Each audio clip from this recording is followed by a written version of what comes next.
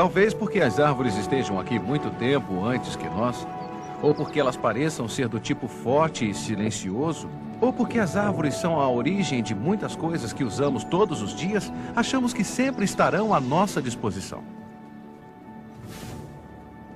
Talvez porque elas não saiam do lugar e pareçam ser imóveis.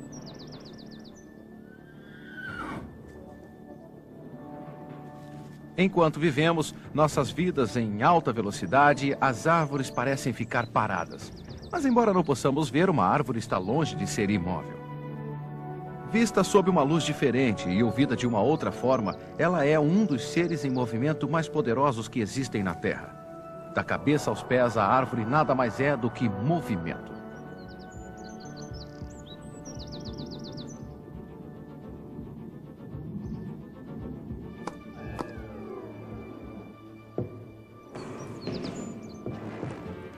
As árvores cobriam 4/5 partes dos continentes. E em todo o globo, a árvore da vida ocupa uma posição central nos mitos e nas lendas.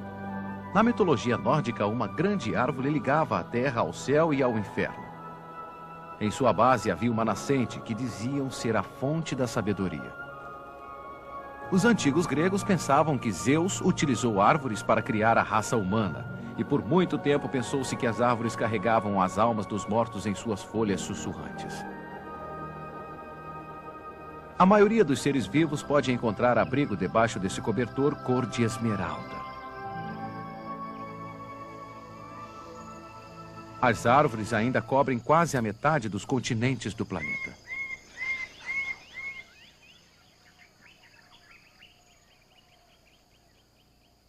O império das grandes árvores começou pequeno. As primeiras plantas eram tão pequenas que centenas delas caberiam em uma unha. Dentre as plantas que surgiram foram as árvores as que mais cresceram.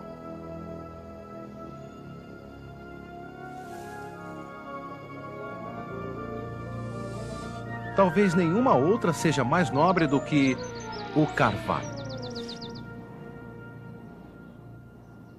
Ele oferece madeira resistente, um habitat para outros seres vivos e uma longevidade que está fora do alcance do homem. Um carvalho que se acredita ter abrigado Robin Hood ainda vive na floresta de Sherwood. O carvalho é apenas uma em meio a mais de 30.000 espécies de árvores.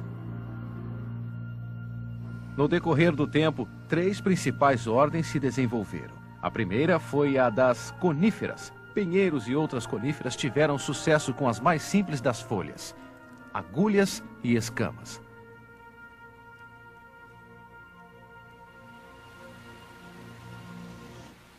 Essa ordem de árvores se dá muito bem em todo tipo de clima. Folhas pequenas com revestimento duro minimizaram as perdas de água. E com a produção de mais açúcar, algumas coníferas geram sua própria substância anticongelamento. As coníferas ocupam um lugar de honra no mundo dos mitos e das lendas. Seus galhos perfumados eram símbolos da vida eterna e eram levadas para dentro de casa nos festivais europeus do solstício de inverno, bem antes que existissem árvores de Natal. Uma antiga história diz que o junípero deve ser plantado perto da entrada, pois uma bruxa só poderia entrar quando tivesse contado corretamente todas as agulhas da árvore. A Ordem das Palmeiras recebeu esse nome por causa da forma espalhada de sua folha. Resistentes e fibrosas, as palmeiras se desenvolvem nas regiões mais quentes do planeta. Um verdadeiro espetáculo de variedade nos é oferecido pela grande família das árvores de folhas caducas e suas amplas copas.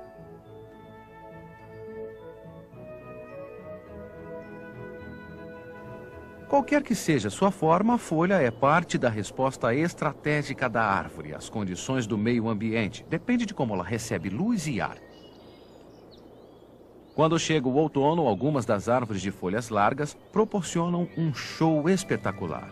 No interior de cada folha, os pigmentos verdes desaparecem, enquanto que os pigmentos vermelhos ou amarelos, antes ocultos, são revelados.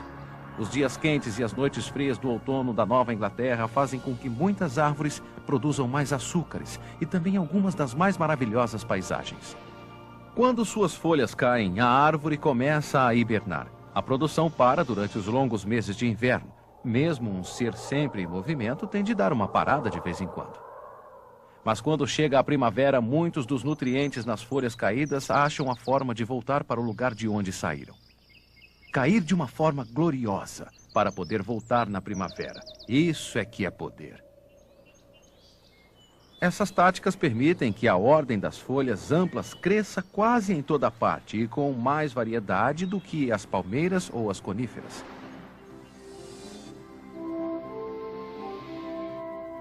Então, o que faz com que uma árvore seja uma árvore? Não são seus ramos emaranhados, ou suas sementes, ou mesmo suas raízes, embora elas possam atingir em largura o tamanho que a árvore tem em altura.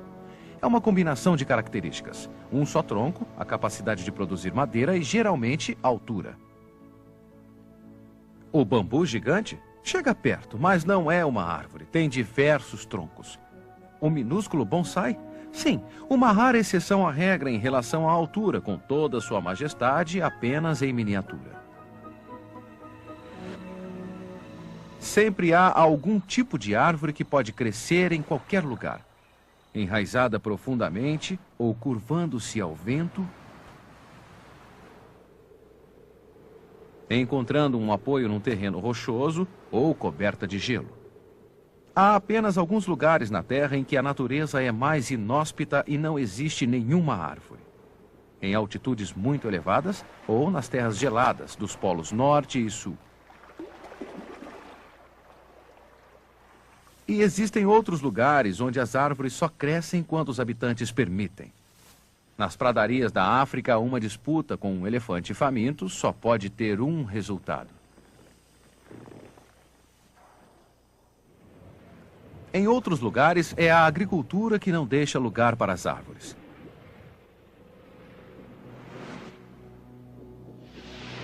Mas árvores são persistentes, e entre elas há especialistas. Essa árvore, com galhos retorcidos que confunde e pinica até o macaco mais esperto. No tamanho, nenhuma árvore ultrapassa a sequoia gigante, o maior ser vivo da Terra. Essa aqui é General Sherman, viva, em bom estado e natural da Califórnia. Tem uma altura de 34 andares. Sua madeira daria para construir 40 casas de 5 cômodos. Há um século havia uma sequoia que teria feito o general se parecer com um soldado raso. Alguns homens muito empreendedores decidiram transportá-la e cobrar entrada para se dar uma olhadinha nesta maravilha. Infelizmente, a árvore não sobreviveu à atenção. Seu tronco quebrou. Fim do show. O ser vivo mais velho existente na Terra é também uma árvore, que se encontra na Tasmânia. O Huon tem 10.500 anos de idade. Não parece grande coisa, mas talvez seja por isso que durou tanto tempo. Não é de se espantar que todas as épocas os homens tenham reverenciado as árvores. Na Roma antiga, os senadores voltaram para casa na hora do almoço para dar vinho às suas árvores favoritas. Na Nova Guiné, uma cultura tribal celebra a queda de uma árvore com um ritual. Pedras são atiradas para ter certeza de que o espírito que sai da árvore não causará qualquer dano aos homens que a cortaram. A superstição sobre as árvores ainda existe. Bater na madeira para dar sorte pode ser uma maneira de se conseguir o poder das árvores. Ninguém sabe ao certo como surgiu esse costume ou por que ele tem de ser feito com a mão direita. Onde há florestas, desenvolveram-se a magia e o mistério. Um conto de fadas nunca é mais assustador do que quando ocorre numa floresta escura.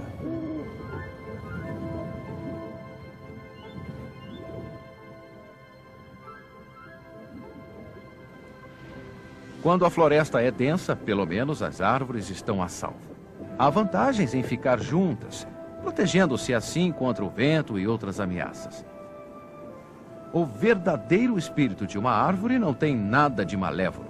Ela é um refúgio natural tanto para plantas como para animais. Com seus braços protetores e convidativos, a árvore é uma espécie de hotel cheio de vida. Algumas árvores se parecem mais com hotéis de 5 estrelas, que os hóspedes reservaram para estadias mais longas. Cada variedade de figueira é visivelmente exclusiva. Apenas uma espécie de vespa mora em cada um delas. Com vários andares de espaço para aqueles que vêm para ficar, qualquer hóspede pode se encontrar com convidados indesejáveis, como o pica-pau.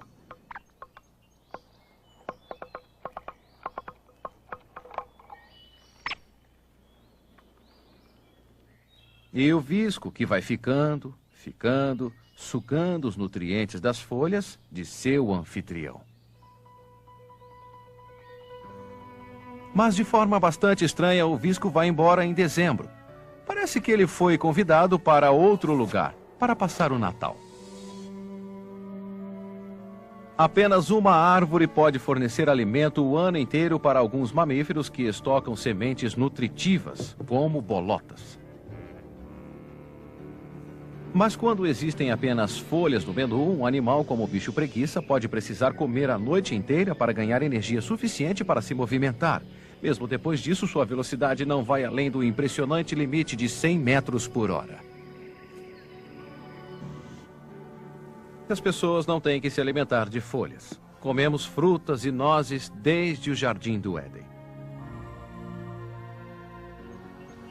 Na Europa Oriental, os lenhadores tradicionalmente ameaçavam as árvores frutíferas, fingindo dar 3 golpes de machado, para induzi-las a produzir mais e mais frutas. Os astecas foram os primeiros a fazer guloseimas com o chamado chocolate, das sementes do fruto do pé de cacau. Era o alimento do deus serpente. Um mundo sem chocolate não teria a menor graça.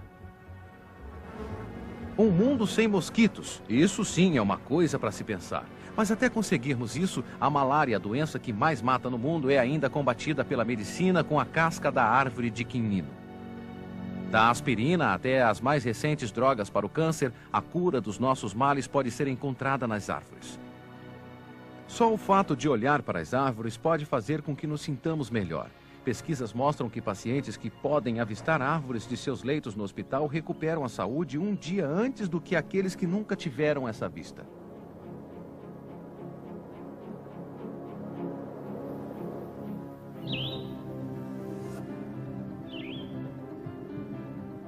A madeira é um dos recursos naturais mais antigos e mais confiáveis.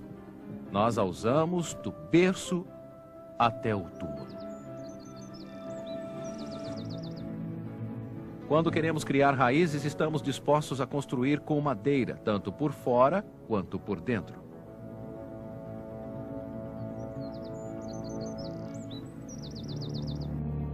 Através da história, quando os seres humanos se sentiram sem raízes, voltaram-se para a madeira. Cerca de 4.000 árvores adultas eram necessárias para construir um navio de guerra do século XVIII. Os ingleses logo ficaram sem madeira para construir seus navios. As colônias americanas compensaram a escassez até 1776, quando o suprimento de repente parou. As pessoas até tentaram usar árvores para voar. Desde os irmãos Wright, Santos Dumont, algumas tentativas foram bem-sucedidas. Sem madeira, o mundo seria realmente um lugar muito quieto. Na Guatemala, somente a madeira de árvores fêmeas é usada para fazer a marimba. Dizem que seu som é o lamento da árvore pelo seu amor perdido, que ainda se encontra na floresta. No Zaire, os rituais solenes pedem a cooperação do espírito da madeira e do mundo. Quando o espírito do tambor está satisfeito, os dançarinos entram em transe com a música. Do lápis à borracha para apagar, do papel aos pneus, as árvores proporcionam grande quantidade de mercadorias, num suprimento aparentemente inesgotável. Desde 1917, a população da Terra quadruplicou e o uso do papel no mundo inteiro aumentou 17 vezes. Mesmo uma árvore tem dificuldade em sobreviver com tanta popularidade.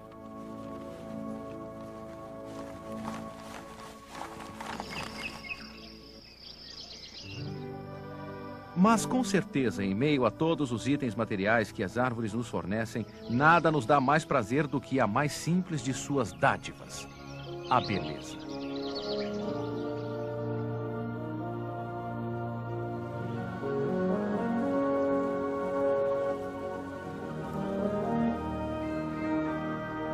Um fazendeiro escocês até plantou sua floresta em forma de coração. Deveríamos amar as árvores, uma vez que elas enchem nossos pulmões. Um carvalho adulto fornece o suprimento anual de oxigênio para 8 pessoas, ou para uma família completa de coelhos.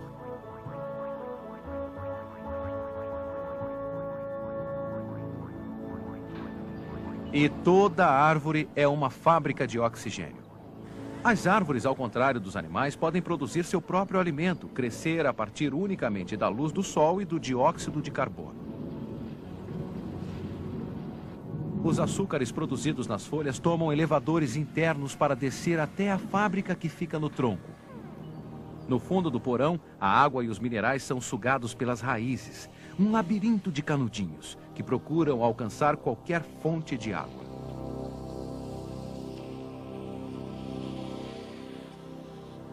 Água, litros de água, sobem para as folhas que inspiram e exalam oxigênio, o elemento de que nossa vida depende. Mas para a árvore, ele é apenas um subproduto.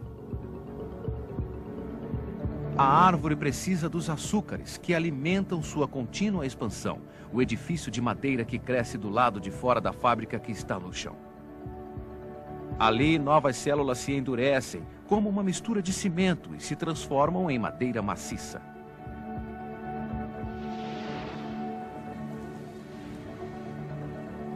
À medida que a árvore cresce, ela também fica mais gorda, como um homem que fosse colocando um casaco sobre outro.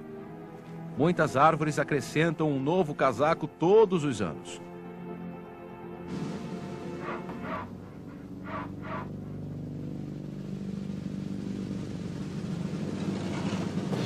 Bons tempos aparecem como círculos mais largos. As faixas entre os círculos se formam durante o inverno, quando o crescimento virtualmente para.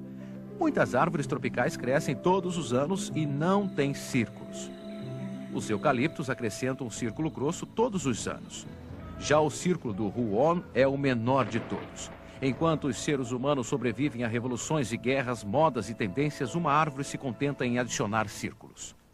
Os milhões de seres que dela se alimentam, as doenças e a força dos ventos causam um estresse constante e só as fortes conseguem aguentar. Quando as árvores estão ameaçadas, elas fazem movimentos estratégicos e desenvolvem defesas. A acácia africana está pronta para se defender. Seus espinhos são um dispositivo anti-girafa. Mas as girafas também podem se adaptar. Elas desenvolveram lábios grossos e flexíveis e aprenderam a enrolar sua incrível língua azul entre os espinhos para poder se alimentar. A acácia aumenta as defesas. Ela pode injetar veneno em suas folhas. E ainda tem mais. A árvore solta um gás para avisar suas vizinhas a soltar o veneno delas. E se um predador estiver à espreita, quem disse que as árvores não sabem falar? Entretanto, as árvores não podem andar, muito menos correr. Seus poderes não podem rivalizar com a fúria do fogo. Quando os incêndios devastam as florestas, o prejuízo parece terrível. Mas algumas vezes, o aparente desastre pode ser um fogo benéfico. Depois que as chamas passam, as espécies adaptadas ao fogo despertam para a vida. As vagens, cheias de sementes e sensíveis ao calor, se abrem e surgem novos brotos. Mesmo mortas, as árvores têm o poder de preparar tudo para a próxima geração. Quando chegar a hora, uma árvore não medirá esforços para seduzir. Perfumes, cores vivas e muitas flores. O Cortês Amarillion da América do Sul é, de certa forma, um sedutor tímido. Ele só dá flores um dia por ano e sempre na hora do chá. Toda árvore é um sedutor com uma missão. O pólen tem que ser transportado, geralmente, de uma haste masculina para uma flor feminina, de maneira que uma nova geração possa começar. Os grãos de pólen aderem aos pássaros, abelhas e morcegos, que nunca sabem o que estão carregando. Evidentemente, existem algumas árvores que recorrem a atrativos mais sutis. Não é preciso se enfeitar se a única ajuda de que se precisa provém do vento. Nesse caso, menos colorido será suficiente. Depois da sedução, a semente toma forma. Mas elas não ficam perto por muito tempo. As árvores desenvolveram inúmeras estratégias para assegurar que a próxima geração tenha seu próprio lugar. Elas viajam pelo ar ou pelo mar, com a ajuda de um correio de longa distância. Os peixes comem as sementes da figueira e os depositam em praias distantes. Outro correio é o aguti, um grande colecionador de nozes. O problema é que ele tem uma memória terrível. Muitas vezes ele esquece os lugares onde guardou seu pacote de castanhas do Pará e elas começam a crescer onde ele as deixou.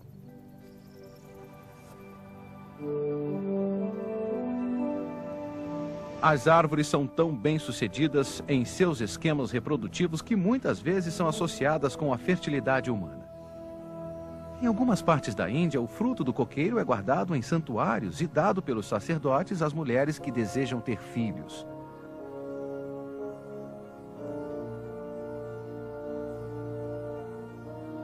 Existem também rituais para desencorajar a reprodução. Freiras cristãs costumavam beber uma infusão de folhas da árvore da castidade para acalmar emoções profanas. Não há barreiras para a fertilidade de uma árvore sadia, e não existe reprodutor mais potente do que o carvalho. As flores da primavera se transformam em bolotas no outono, mas raramente antes que o carvalho atinja 50 anos de idade. Então 50.000 bolotas dispostas a se reproduzir caem da árvore. Mas o que acontece depois é um gigantesco jogo de azar. Cada bolota precisa primeiro sobreviver, enterrada nas folhas caídas da árvore durante todo o inverno. Mesmo quando chega a primavera, ela tem que enfrentar terríveis adversidades.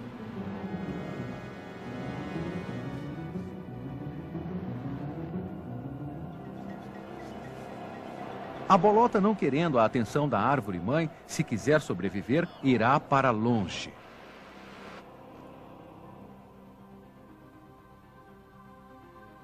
Seu único objetivo, como todas as outras bolotas, é sobreviver.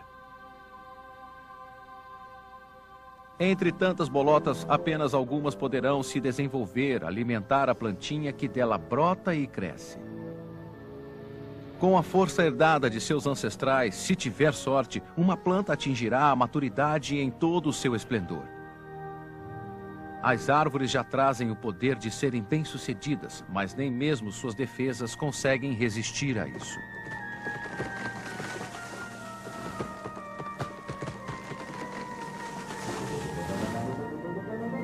Com tudo que sabemos sobre as árvores, o desmatamento está sendo reconsiderado no mundo inteiro. Porque o oxigênio fornecido pelas árvores é apenas uma parte de sua riqueza. Elas também funcionam como um banco, armazenando alguns dos resíduos produzidos por nossa civilização moderna. Mesmo um pequeno bosque é capaz de absorver grande parte do dióxido de carbono produzido por uma central elétrica movida por combustível fóssil. Seja quando cresce numa floresta protegida ou quando está sozinha numa cidade, uma árvore consegue produzir a energia de que necessita para as suas atividades. Em sua fábrica escondida no fundo da terra, ela obtém excelentes resultados com tão pouco material. Uma árvore pode fazer muitas coisas durante sua vida. Ela será poderosa, produtiva e estará sempre em plena atividade. A única coisa que ela não vai fazer é ficar parada.